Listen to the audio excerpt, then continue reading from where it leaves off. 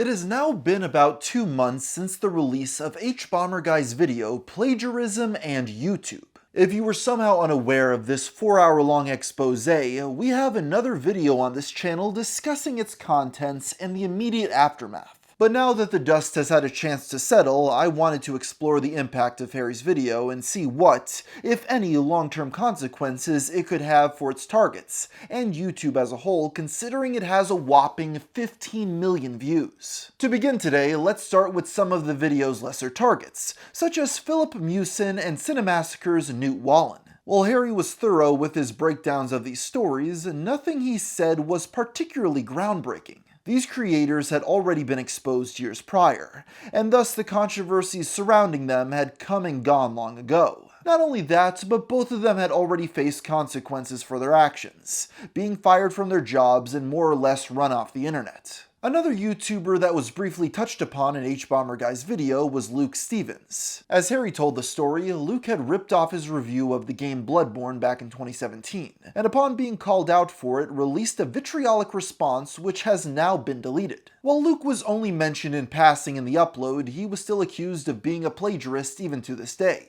But his videos are still awash with plagiarism accusations, ripping off other YouTubers for hours at a time now, the only new sections being stuff about how homophobia's fine. For his part, Stevens went to his YouTube community tab and posted a lengthy apology, denouncing the person he was back in 2017, and vowing to continue to better himself in the future. Going one rung higher up the ladder, another larger target of the video was the infamous creator Illuminati, aka Blair Zahn. Like those previously mentioned, Blair had already faced the wrath of the internet, both for plagiarism and a litany of other offenses. However, her public shaming was much more recent, and she continues to be a popular topic of discussion for drama and commentary channels even to this day. While Harry went more in depth with Illuminati's many examples of plagiarism, even devoting a whole other video on his second channel to breaking down even more instances of it, nothing he said was particularly new in terms of information, and Blair did not respond publicly. That being said, the ability to comment on all of her new videos has been turned off, a fact which Hbomberguy has taken credit for. Yes, it was clear that Harry wanted to keep an eye on Illuminati's content for a while after his video was published. On December 29th, he posted a clip to Twitter from her most recent video at the time,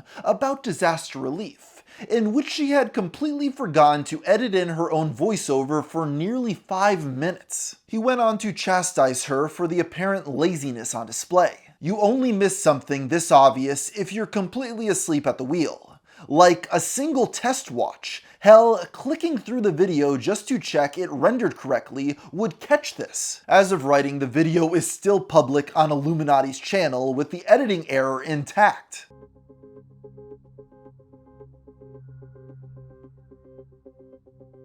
After seeing this, I realized that the odds that she'll ever do anything to change at this point are fairly low. Blair's channel was on the decline long before the Hbomberguy video put the spotlight on her, as she's been hemorrhaging viewers and subscribers for almost a year. While it's still possible that she'll eventually try to change her ways and put more effort into future uploads, it seems as though the ship has sailed in terms of goodwill from her audience. Even in the past month, she has lost 10,000 more subscribers, which makes you wonder, who are these people that are just now deciding to jump ship after months of drama and callouts? Moving on, it was with Harry's segment on Internet Historian that things became more interesting. Again, this was already discussed more in depth on our previous video on the subject, but to put it simply, it was discovered that Historian had taken many segments of his video Man in Cave from a Mental Floss article word for word, resulting in him removing editing and re-uploading it without ever publicly addressing the issue. While the internet had already known the original video had been taken down for copyright reasons,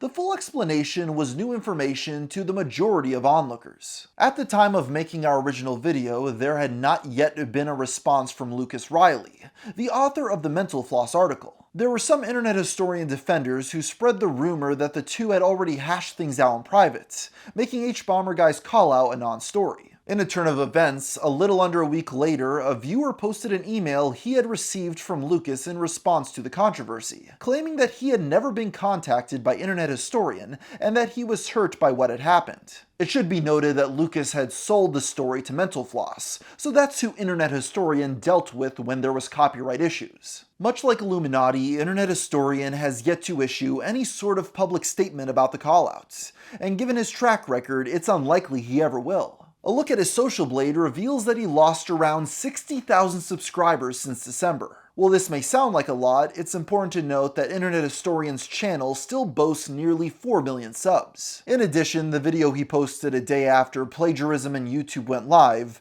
he still managed to reach a respectable 2.5 million views. So it's probably safe to assume his core audience isn't going anywhere. Time will ultimately tell, but I'm going to guess this elusive creator will probably never publicly acknowledge the situation. And this brings us to the main subject of Hbomberguy's video and the person undoubtedly most negatively affected by its aftermath, James Somerton.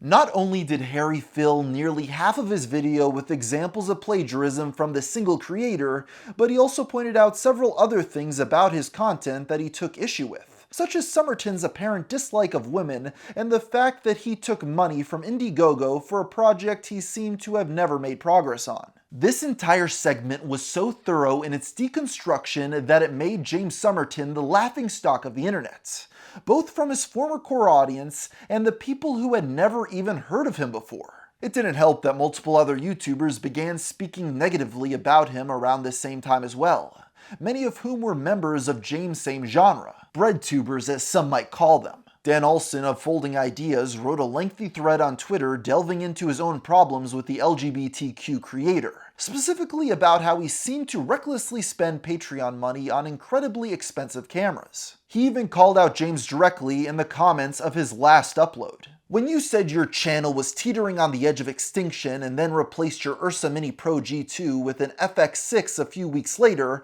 was that a lie about your financial situation or just a profoundly reckless use of money that your patrons believed was intended to keep you from being homeless? In addition, Todd in the Shadows posted a video the day after Harry's, fact-checking numerous errors made by Somerton over the years. I started watching Somerton's stuff out of curiosity to see this to see all this plagiarism for myself, and I did catch some of it, but I was struck by something else entirely, which was his tendency to just straight make shit up. James quickly erased his online presence, wiping away all of the content from his YouTube channel, deactivating his Twitter, and shutting down his Discord server. He kept his Patreon up for a bit, posting a brief apology and promising to speak on the matter further later on, before eventually deleting his account there as well. While many waited eagerly to hear what the disgraced creator had to say for himself, it seemed as though he would be gone for the foreseeable future. Later in December, James returned to YouTube with a video simply titled, "I'm sorry." But this was not the well-thought-out response to the accusations that many fans may have hoped for. Instead, Somerton spent the over 30-minute runtime sobbing uncontrollably and struggling to speak in complete sentences. He even opened the video by explaining that he had been in the hospital after an apparent failed suicide attempt. The rest of the video mostly consisted of ramblings, although he did manage to elaborate on a few details of the fallout, most notably that he had completely lost touch with his former best friend and writing partner Nick, following Hbomberguy's video. While James seemed despondent over this, it also appeared to some like he was trying to throw Nick under the bus for some of the accusations of misinformation, despite his claim later on in the video that this was not his goal. I'm sorry that stuff made it into videos that just shouldn't have been there. Misinformation and lies. I promise you I did not write that stuff. I should have been a lot more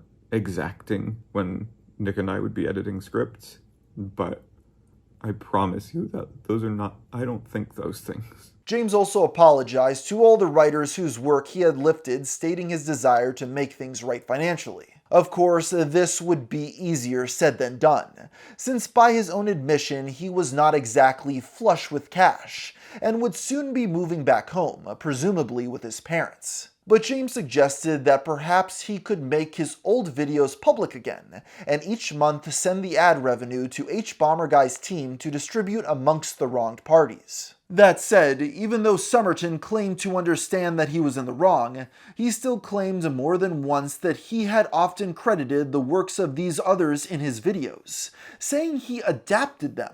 He also stated that he was eventually planning to return to making YouTube videos and was going to be reopening his Patreon so that any of his supporters who wanted to cancel their pledge could do so before the next billing period. It probably goes without saying that this upload was incredibly poorly received, and it was deleted mere hours after being published. As of writing, this has been James Somerton's final public comment on the matter. But onlookers have noticed channels re-uploading his old videos getting taken down due to copyright strikes. On top of that, writers whose work he plagiarized have claimed that Somerton has been reaching out to them directly, apologizing and offering to help make things right however he can, although they largely do not seem to be receptive to this idea.